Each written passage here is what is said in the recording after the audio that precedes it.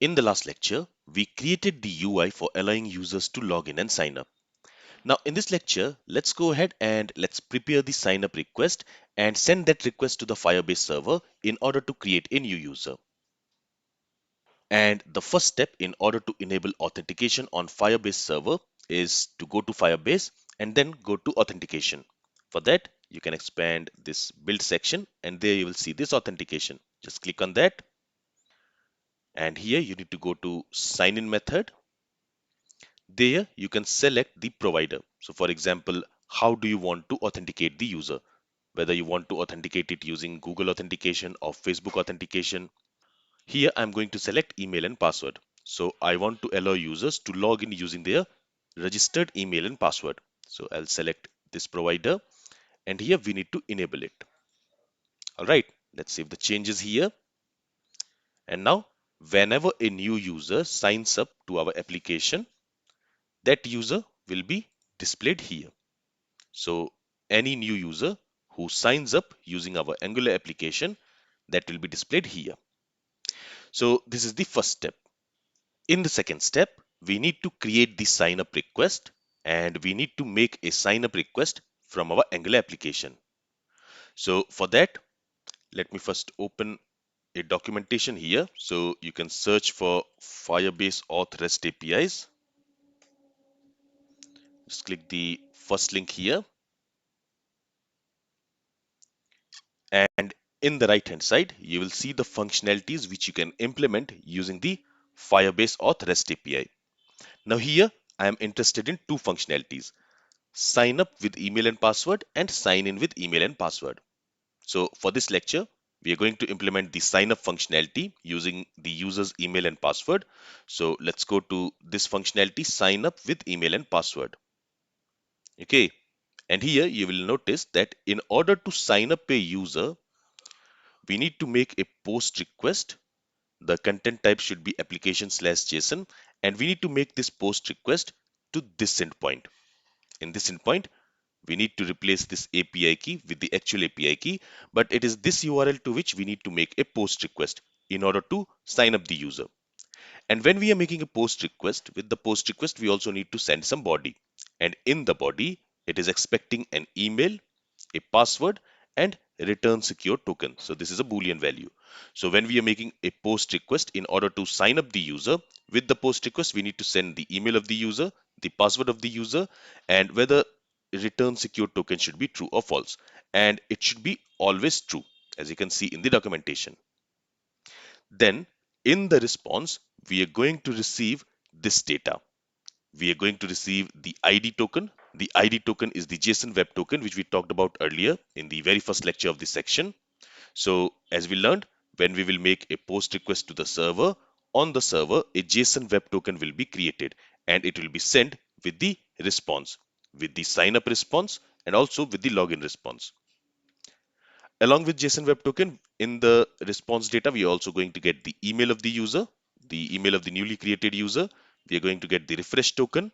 We are going to get the value of this expires in. So this expires in is basically the number of seconds in which the JSON Web Token will expire.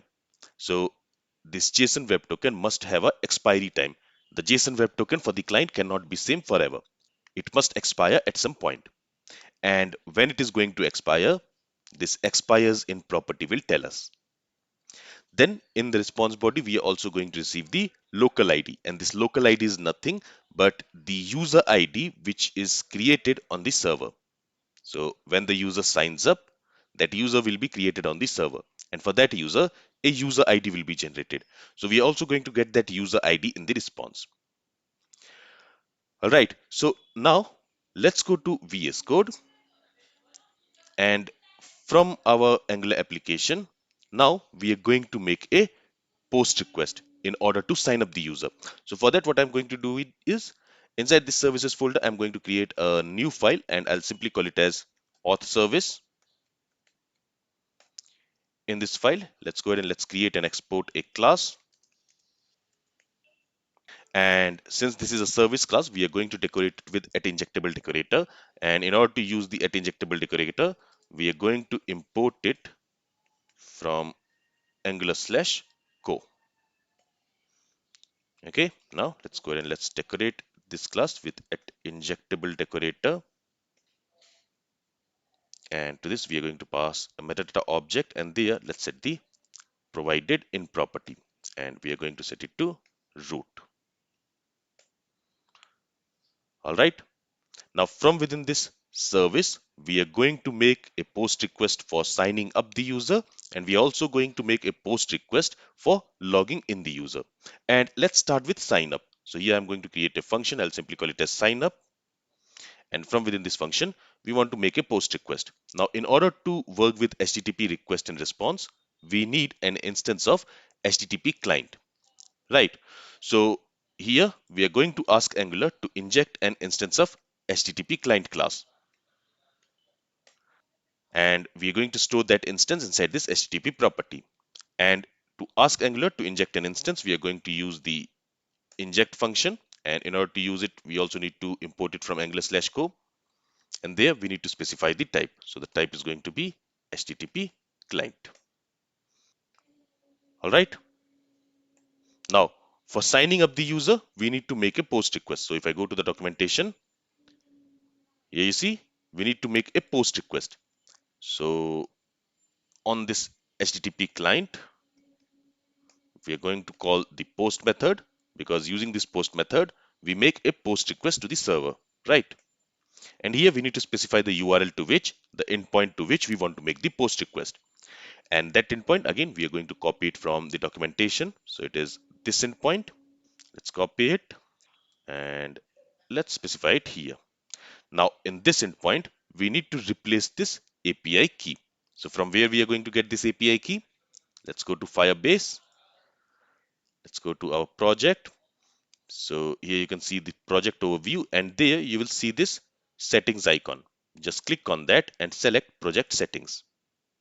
And here you will find your API key. So just copy it.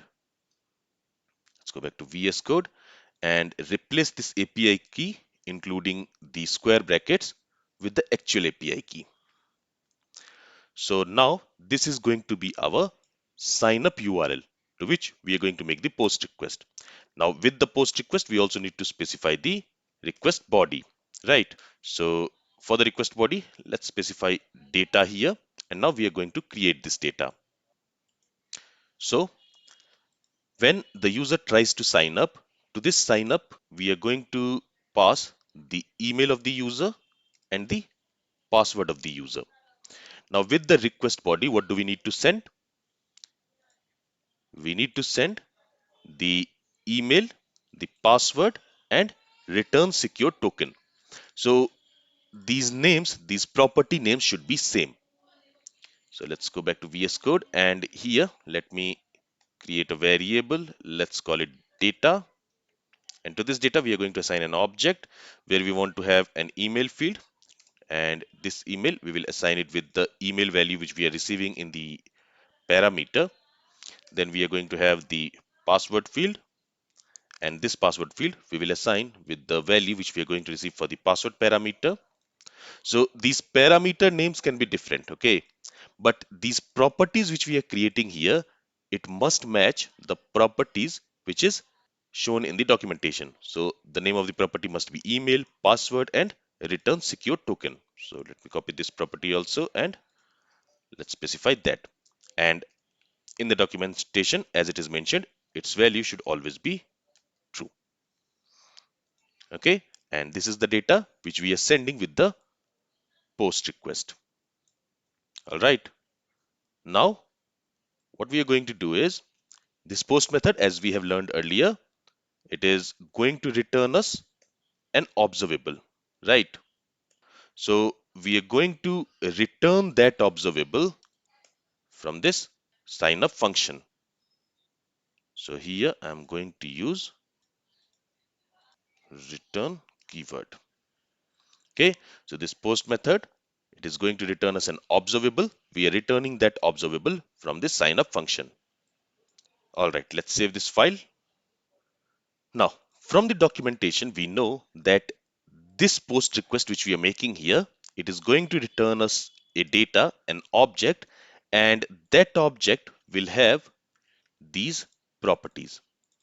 So what I'm also going to do is I'm going to create a new folder, maybe inside this model folder, I'll create a new file and I'll call it auth response. Okay, it is going to be a TypeScript file, and inside this I'm going to create an interface and I will export it. And in order to create an interface, we use interface keyword and I'm going to call it auth response. Okay, and in here we are going to specify these properties. So I want to have an ID token, which is going to be of type string. I want to have email field, and this also is going to be of type string. Then we have refresh token. Let's specify that as well. And this is also going to be of type string. Then we have expires in. This is also going to be of type string. And finally, we also have local ID. And again, this is also going to be of type string. Okay. And now, as we learned in the HTTP request and response section, that when we are sending a request to the server, at that time, we can also specify the type of data we are going to get in the response. So here, I'm going to specify the type as auth response. And in order to use it, we also need to import it from this file. Okay. Now, you don't need to do this, but it is always a good practice that you specify which type of data that request is going to return. Let's save this. And with this, now, whenever we will call this signup function, the signup method of this auth service, it is going to make a post request in order to sign up a user with the given email and password. Now, from where we want to call this signup function? Well, let's go to login component, and there we have this on form submitted method. So when the submit button, when the login button or the sign up button is clicked, at that time this on form submitted method will be called. And it is at that time when we want to send the request, the login request or sign up request. So the same function will be called for both login and sign up. So what we are going to do is, here we are going to check if is login mode. So if it is login mode, in that case, we are going to write the login logic. So basically, we are going to call the login API, the login function, else we are going to call the sign up function. Okay, so in order to sign up the user, for now, we have not implemented any login logic. So if we are in the login mode and the user clicks on the login button, for now, we will simply return from here. Later, we will also write the login logic. But in here, when the user clicks on the sign up button, at that time, we are going to make a call to this sign up function of this auth service. So for that, the first thing which we need to do is we need to inject an instance of auth service here. So here I'm going to create a property. I'll call it as auth service. It is going to be of type auth service. And in order to use this auth service, we also need to import it from this file. And then we are going to use the inject method. Again, in order to use this inject method, we need to import it from angular/co. And there we are going to specify the type as auth service. Okay. So in this way, inside this login component, we will have an instance of auth service class. And now, in order to send the sign up request, all we have to do is we have to call the sign up function of this auth service. Now, when we are calling the sign up function, at that time, we also need to pass the email and password. So, okay, let me remove these comments from here. So, what we are going to do is we are going to create two variables, const email equals, and we are going to get the email from form.value.email, right? This value is an object which is going to have the email property, and from there we want to read the email value, and we are storing it inside this email variable. In the same way, let's also create another variable. Let's call it password, and here we want to extract password from that value object. Let me remove this console.log statement. We don't need it. And once we have the email and password, we are checking if we are in login mode. At that time, we will execute the login logic. But if we are not in login mode, that means we are in the sign up mode. At that time, we are going to execute the sign up logic. So basically, we are calling the sign up function. And when we are calling the sign up function, we also need to pass the value for email and password parameters. Now, when we are calling this sign up function, it is going to return us an observable. Right? From here, we are returning an observable. So here, we also need to subscribe to that observable. And to this subscribe method, we are going to pass two callback functions. So here I'm going to specify an object. In that object, I'm going to specify the next function. And this next function will be called when we will receive the data, the response. So this next function, it is going to receive that response. We are simply going to log it in the console. Okay. Then I'm also going to specify the error property here, the error callback function. And this callback function will receive the error object if any error occurs. And here also, if any error occurs while making the post request, at that time, we want to log that error object. With this, let's save the changes and let's test the sign up functionality. Let's go to our application. Here, let's first move to registration mode. And let me also open developer console here. All right, let me clear everything. And now let's go ahead and let's enter an email. Let's say johnsmith@gmail.com and a password. Now, when I click on the sign up button, it should send a sign up request to the Firebase server. And here you will notice that we have an error. And it says that the request has been blocked by cause policy. And this error might be because, let's go back to VS Code. And in the services, we have one interceptor service, which is this auth interceptor service. And there what we are doing is, on the request header, we are trying to add a new header called auth. And this is a custom header with some invalid value. Okay, so this might be the reason why it is not working. So what we will do is, I'll simply remove it from here. And now we are not setting any header, any custom header. Let's save the changes. Let's go back to our application. And again, let's try to sign up a user. So again, I'll try to sign up the user using the same email, johnsmith@gmail.com, and the password, let's say 1234567 8. Okay. And now when I click on this sign up button, now it should send the request to the server, as you can see, and we have received a response here. So you can see in the response, we have this email property. So the email is johnsmith@gmail.com, expires in 3600 seconds. That means in 1 hour, the JSON web token. So this is the JSON web token which we have received when the user has signed up. So this JSON web token will expire in 1 hour. Okay.